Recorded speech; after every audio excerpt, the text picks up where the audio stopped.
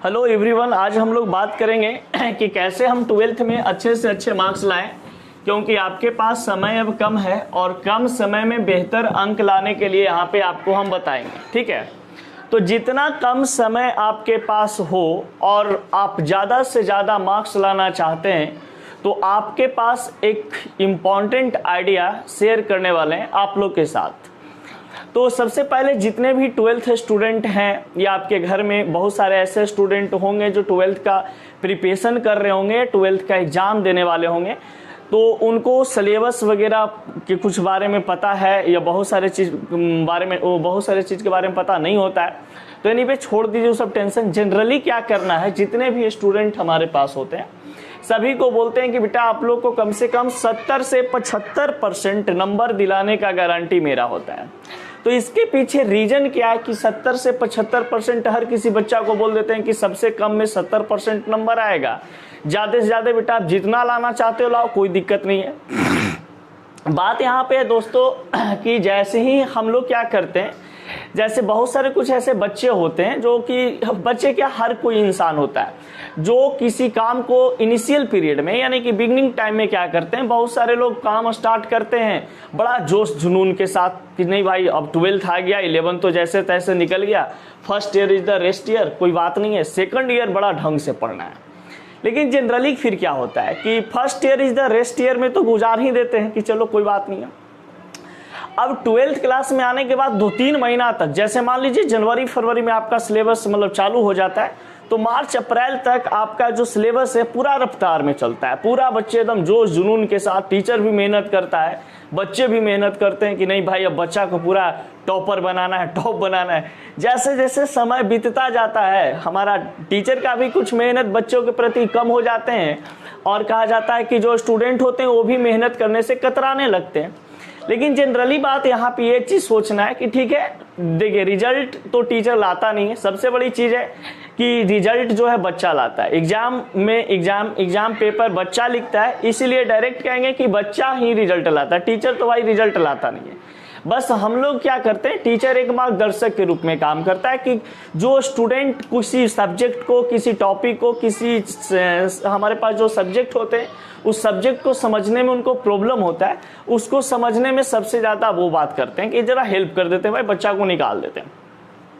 सबसे पहली बात यहाँ पे मेरे दोस्त, मेरे भाई, जितने भी मेरे भाई बहन वीडियो को देख रहे होंगे यूट्यूब चैनल पे या किसी और इंस्टाग्राम वगैरह या किसी भी चैनल पे, तो उनको हम बता दें एक बात कि 12th में सबसे पहले अगर आप 0 लेवल से, सपोज डेट कि आपके पास एक भी आपके पास मतलब 12th में वैसा टॉपिक नहीं पढ़े या कुछ इस प्रकार से नहीं पढ़े, फिर भी अगर बेहतर रिजल्ट लाना चाहते हैं तो आप कैसे बेहतर रिजल्ट लाइएगा जरा सा समझिएगा।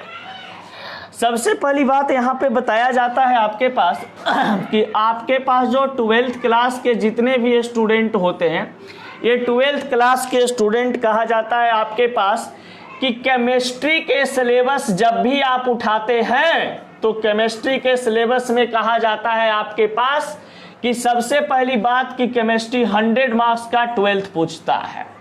अब ये 100 मार्क का 12th केमिस्ट्री पूछता है, जिसमें आपको पता है कि 30 नंबर प्रैक्टिकल ये तो हमारा कॉलेज देता है। इसके बाद कहा जाता है कि चलो भाई अब 70%, तो 70% जो हमारे पास क्वेश्चन पूछे जाते हैं वो कहा जाता है आपके पास कि सब्जेक्ट। देखिए तो यहाँ पे 30% जो प्रैक्टिकल आपके पास मार्क्स पूछे जाते हैं, इसमें 70% आपके पास क्वेश्चन थ्योरेटिकल आते हैं, जिसमें थ्योरेटिकल में कहा जाता है कि इसमें जो आपके पास थ्योरी रिलेटेड क्वेश्चन है जिसको पढ़ाना पड़ता है। जितने भी टीचर हैं ये 70 नंबर के लिए बच्चा लोग को मेहनत करवाते हैं और अपने भी मेहनत करते हैं। ये 70 मार्क्स कैसे बच्चा को दिलाना है। अब ये 70 मार्क्स थ्योरी क्वेश्चन हमारे पास होता है, जिसमें कहा जाता है कि इसमें आपके पास 35 से 40 नंबर का आपके पास ऑब्जेक्टिव क्वेश्चन पूछ लिए जा रहे हैं। तो 35 से 40 आपके पास ऑब्जेक्टिव क्वेश्चन पूछ लिए जा रहे हैं और यही पे आपके पास कहा जाता है कि 30 से 35 मार्क्स के बीच में ये सब्जेक्टिव क्वेश्चन पूछ लिए जाते हैं। अब कहा जाता है कि ऑब्जेक्टिव सब्जेक्टिव, तो ऑब्जेक्टिव अगर जितने भी स्टूडेंट हैं और वो पढ़ाई कर रहे हैं तो सबसे इंपॉर्टेंट चीज यहाँ पे ये बनता है कि 12th में तो हम लोग बात यहाँ पे समझ गए कि चलो भाई 35 से 40 ऑब्जेक्टिव क्वेश्चन आएंगे और ये 30 से 35 हमारा सब्जेक्टिव क्वेश्चन आएगा। लेकिन बात यहाँ पे खत्म नहीं होती है, बात यहाँ से बढ़ना शुरू होता है। बात यहाँ से शुरू बढ़ता कैसे है कि अब बच्चा सोचता है कि भाई एग्जाम में हम अच्छा मार्क्स कैसे लाएं। तो एग्जाम में अच्छा मार्क्स लाने के लिए सबसे पहले आपको क्या करना पड़ेगा वो बता दें। आपको सबसे पहले एक, अगर जोन सा बोर्ड, कोई बोर्ड का आप प्रिपरेशन कर रहे हो या बीएससीबी का या सीबीएसई का, उसका एक क्वेश्चन बैंक आता है, प्रीवियस ईयर क्वेश्चन बैंक आते हैं। अब ये जो क्वेश्चन बैंक आता है, इस क्वेश्चन बैंक को क्या करना होता है कि आप अपने घर में रखें। अभी पढ़ना नहीं है, सिर्फ रखना है। ये पहला आपके पास मेथड है। सेकंड मेथड क्या है कि आपको सिलेबस पता होना चाहिए। ठीक है, कोई भी चीज का तैयारी आप कर रहे हो, यदि मान लिया जाए कि हम केमिस्ट्री का तैयारी कर रहे हैं, तो केमिस्ट्री का सिलेबस हमें मालूम होना चाहिए कि केमिस्ट्री का तैयारी हम कैसे करें। फिर कहा जाता है तीसरा पॉइंट में आपके पास कि जब केमिस्ट्री का सिलेबस आपके पास है, क्वेश्चन बैंक आपके पास है, आपके पास फेयर कॉपी होंगे, क्योंकि भाई कहीं ना कहीं तो पढ़े होंगे ना, कुछ तो केमिस्ट्री पढ़े होंगे। जैसे ऐसा कोई जरूरी नहीं है कि जो वीडियो देख रहे होंगे सब प्रिंस बंसल के पास ही केमिस्ट्री पढ़े होंगे। बहुत सारे ऐसे टीचर के पास पढ़े होंगे आप लोग, बहुत सारे ऐसे स्टूडेंट। तो कोई बात नहीं है, जिनके पास पढ़े होंगे उनका फिर कॉपी आपके पास होना चाहिए, क्योंकि एग्जाम में भाई ये जो है एक हथियार के रूप में काम करता है, समझ गए। और फेयर कॉपी हमेशा हम बोलते हैं बच्चों लोगों की जरूर बनाइए, क्योंकि आपका जो युद्ध होगा, यानी एग्जाम क्या एक प्रकार का युद्ध होता है जिसमें फेयर कॉपियां जो है एक हथियार की तरह काम करते हैं, एक वेपन्स की तरह यूज किया जाता है उसमें। तो ये देखिए आपके पास फेयर कॉपी होना चाहिए। चौथा पॉइंट, अगर आपका कोई टीचर डीपीपीएस दिए होंगे या कोई असाइनमेंट दिए होंगे चैप्टर बाय चैप्टर का, तो असाइनमेंट भी होना चाहिए, डीपीपीएस भी होना चाहिए, डीपीपीएस और असाइनमेंट भी होनी चाहिए आपके पास। अब जब इतना आपके पास मेरे भाई है, तो आप सेल्फ स्टडी पे फोकस करो ना, बहुत आसान तरीका से। सबसे पहली बात बताते हैं कि जब आपके पास इतना सारा मटेरियल आपके घर में पड़ा हुआ है, आपका क्वेश्चन बैंक, आपका सिलेबस, आपको पता है कि केमिस्ट्री में क्या क्या पढ़ने हैं, फेयर कॉपी भी आपके घर में पड़ा हुआ है, और फिर डीपीपीएस असाइनमेंट भी पड़े हुए हैं, तो कुछ नहीं आपको करना है। एक चैप्टर सबसे पहले पढ़ने का एक रूटीन बनाओ, ठीक है। जो जिस रूटीन के माध्यम से आप पढ़ना चाहते हो पढ़ो, ठीक है। ये नहीं कि एक दिन ही, बस ऐसा सोच लो कि 3 महीना हमको पढ़ना है। ये जो 3 महीना हमारे पास टाइम है, ये बस रिजल्ट मेकर, अपना लाइफ मेकर के रूप में इसको यूज करना है। इस टाइम को कहीं दूसरे जगह इन्वेस्ट हम नहीं करेंगे, ठीक है। तो अब यहाँ पे बात आती है कि जिंदगी में अगर एग्जाम देना है और अच्छा मार्क्स लाना है, तो सबसे पहले आप क्या करो कि सबसे पहला आपका जो काम है वो रूटीन बनाओ। अगर आप रूटीन बनाते हो पढ़ने का, तो ये सबसे ज्यादा कारगर साबित होगा आपका रिवीजन के लिए, और आप जो याद कीजिएगा उसको आप आराम से याद रखिएगा। क्योंकि देखिए कभी कभी क्या होता है कि कोई लड़का याद पढ़ा, आज मूड किया तो 4-5 घंटा पढ़ लिया और परसों गायब, चौथा रोज इको पार्क, 5वां रोज बुद्धा पार्क और 6ठा रोज पूरा घूम रहा है इधर उधर, समझ गए। यानी कि डे टू डे अपना चेंजिंग करते रहता है, लेकिन ऐसा करना नहीं है। जनरली सबसे पहले पढ़ने का एक रूटीन बनाओ, जिसमें आपको बहुत अच्छा तरीका से उसमें सेटलमेंट होना चाहिए। ऐसा नहीं कि पढ़ने के टाइम में सोने का टाइम शिफ्ट कर दें और सोने के टाइम में पढ़ने का टाइम शिफ्ट कर दें, ऐसा भी नहीं होना चाहिए, ठीक है। जैसा आपको कंफर्टेबल फील हो उसी तरीका से आप रूटीन बनाओ, और रूटीन बनाने के बाद आप पढ़ाई पे फोकस करो।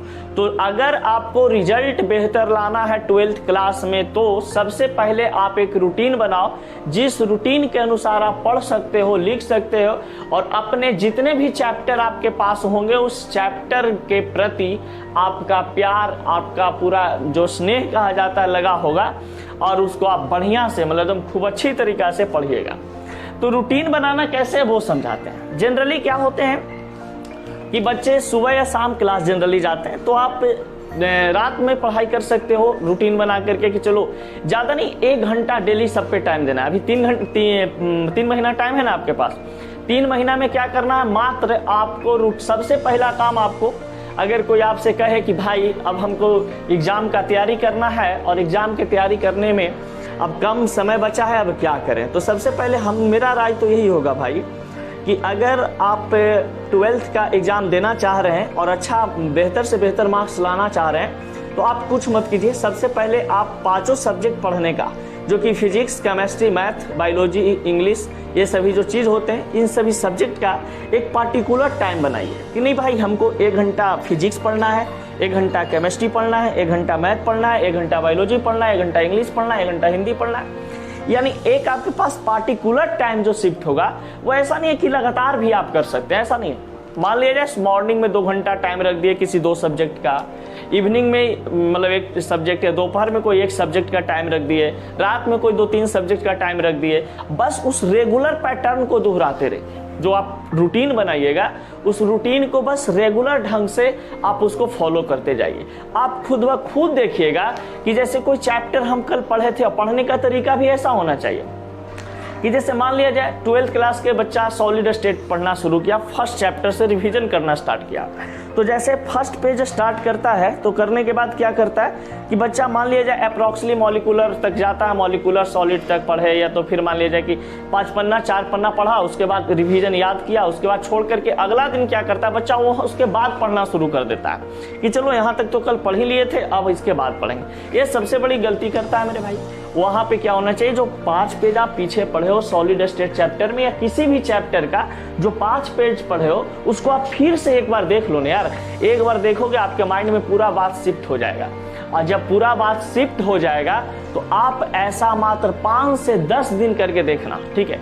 ये अपना सबसे पहले अपना लाइफ स्टाइल में अपना रूटीन को जोड़ना, पढ़ने का रूटीन जोड़ना, और उसमें आप खुद ब खुद देखोगे कि हमारा जो ये पढ़ने का तरीका अब है ये बहुत इसमें इम्प्रूव हुआ है। और इसमें बहुत सी इम्पोर्टेंट बात है कि आपको ऐसा फील होने लगेगा कि आप कॉन्फिडेंस लेवल आपका हाई होने लगेगा एग्जाम के लेकर के। और जैसे ही आप एग्जाम में जाओगे आपके पास जो क्वेश्चन मिलेंगे, जो क्वेश्चन आपको टीचर डीपीपीएस में करवाए होंगे, फिर कॉपी में लिखवाए होंगे, क्वेश्चन बैंक से आप पढ़े होंगे, सिलेबस में कुछ आपको मिला होगा, तो ये सभी चीज से आपका कॉन्फिडेंस लेवल हाई होगा। और जब कॉन्फिडेंस लेवल आपका हाई हो जाएगा तो आपका कोई भी एग्जाम जो है ना वो गलत नहीं, मतलब क्वेश्चन सोल्व करके एकदम सही, यानी कि आपका एकदम आत्मसम्मान कहेगा, यानी कि आपका आत्मविश्वास कहेगा कि क्वेश्चन हम बना देंगे। तो सबसे इंपॉर्टेंट चीज है रूटीन बनाइए, और रूटीन बनाने के बाद 1 घंटा ही सब्जेक्ट पर टाइम दीजिए। 1 घंटा फिजिक्स पढ़ना है, 1 घंटा केमिस्ट्री पढ़ना है, 1 घंटा मैथ पढ़ना है, 1 घंटा बायोलॉजी पढ़ना है, 1 घंटा टाइम दीजिए। और सबको डेली जैसे रिवीजन करने के बाद क्या कैसे मतलब काम करना है वो बताते हैं। जैसे सपोज डेट मैं आज रूटीन बना लिया कि नहीं भाई आज सुबह में 2 घंटा हमको एक मैथ पढ़ना है, तो 2 घंटा मैथ पढ़ना है या 2 घंटा केमिस्ट्री पढ़ना है, तो 2 घंटा केमिस्ट्री नहीं पढ़ो। जनरली हम बताते हैं जो सुनो 1 घंटा का टाइमिंग बनाओ केमिस्ट्री का, ठीक है। आप ये तो दिन में बना सकते हो, या तो रात में बना सकते हो, या तो फिर कभी भी आप बना सकते हो, जब पढ़ने का इच्छा करे जब, वो तो आप पे डिपेंड करता है कि आप कब फ्री हो। ऐसे मान लो कि हम तो भाई रात में फ्री है तो रात में ही पढ़ना पसंद करेंगे, और हम रात में पढ़ते भी थे, लेकिन जनरली जब आप फ्री हो तब ये काम आप कर सकते हो। अब बात आपको बताते हैं। अब जैसे केमिस्ट्री का हम कॉपी उठाए, और केमिस्ट्री का कॉपी उठाने के बाद क्या किए कि कोई भी सब्जेक्ट में कोई भी टॉपिक हम उठाते हैं, सब्जेक्ट में कोई भी टॉपिक चैप्टर उठाते हैं, चैप्टर पढ़ते गए, पढ़ते पढ़ते क्या होता है कि हमारे पास लगता है कि चलो अब तो यहाँ तक पढ़ लिए, अब इसको छोड़ देते हैं। तो नहीं, उसको पढ़ते जाना है आगे तक। एक चैप्टर कंप्लीट हो जाए, दूसरा चैप्टर में भी चले जाए, तो दूसरा चैप्टर में जाने के बाद भी उस चैप्टर को आपको छोड़ना नहीं है। उस चैप्टर को इनिशियल पीरियड से रिवाइज करते हुए आगे बढ़ना है। और ऐसे ही अगर आप 5, 6, 7, 8, 10 दिन कर देते हो तो खुद ब खुद आपको लगने लगेगा कि अरे भाई ये तो बहुत हमारे लिए रामबाण साबित हो रहा है। और आपका 12th का कोई भी सब्जेक्ट में जो किताब है, सब्जेक्ट का जो भी किताब है, आप उसको आराम से स्टडी कर लीजिएगा और कोई दिक्कत नहीं है। और बहुत सारे बच्चे कहते हैं क्वेश्चन बैंक नहीं बनाते, मॉडल सेट ले लेते हैं, गेस पेपर ले लेते हैं, तो ऐसे भाई मत लेना, ठीक है। सबसे इंपॉर्टेंट चीज सिलेबस आपको मालूम होनी चाहिए, क्वेश्चन बैंक आपको पता होना चाहिए, क्वेश्चन बैंक में सिलेबस आपको समझ में आनी चाहिए। तीसरा, आपके घर में फिर कॉपी होना चाहिए, जो टीचर से पढ़े होंगे वो फिर कॉपी होना चाहिए। चौथा, आपके पास डीपीपीएस असाइनमेंट होना चाहिए। कोई भी टीचर आजकल पढ़ाता है वो डीपीपीएस असाइनमेंट जरूर देते हैं, तो उनका डीपीपीएस और असाइनमेंट आपके पास जरूर होना चाहिए। जो कि ये डीपीपीएस असाइनमेंट है ये आपका बोर्ड में बहुत ज़्यादा यूजफुल साबित होता है, ठीक है। तो आप पढ़ने का सबसे पहले एक ढंग का रूटीन बनाओ और उस रूटीन को डेली फॉलो करो। डेली का मतलब डेली रिवीजन कोटा से उसको पढ़ते जाओ। जब रिवीजन कोटा से उसको पढ़ते जाओगे अपने आप कुछ बनते चले जाओगे, समझ गए। और ये नियम हमने करके देखा है। जब हम 2012-14 में ऐसे एग्जाम देते थे तो उस समय हमारे पास ये तरीका होता था और हम अच्छा स्कोर कर जाते थे। चलो भाई पढ़े, मतलब 2-4-5 महीना तो ऐस मौज किए पूरा, लेकिन अब भाई 3 महीना में रिजल्ट लाना है। तो 3-4 महीना में रिजल्ट लाने के लिए करना क्या है, तो बस यही फंडा हम अपनाते थे दोस्त। और ज़्यादा साल भर में हम पूरा का साल का जो महीना 12 महीना होता है वो 12 महीना हम पढ़ाई नहीं करते थे दोस्त। 12 महीना में मात्र 3 से 4 महीना हम पढ़ाई करते थे। जब 10th का भी हम एग्जाम देने के लिए प्रिपरेशन कर रहे थे, 10th का प्रिपरेशन कर रहे थे, उस समय भी कहा जाता है कि मात्र हम दुर्गा पूजा के बाद यानी दीपावली, छठ पूजा यानी विंटर सीजन का जब माहौल आता है, विंटर सीजन में ही हम तैयारी किए थे और उसमें 78% के लगभग हम अपना मार्क्स एब्जॉर्ब किए थे, ठीक है।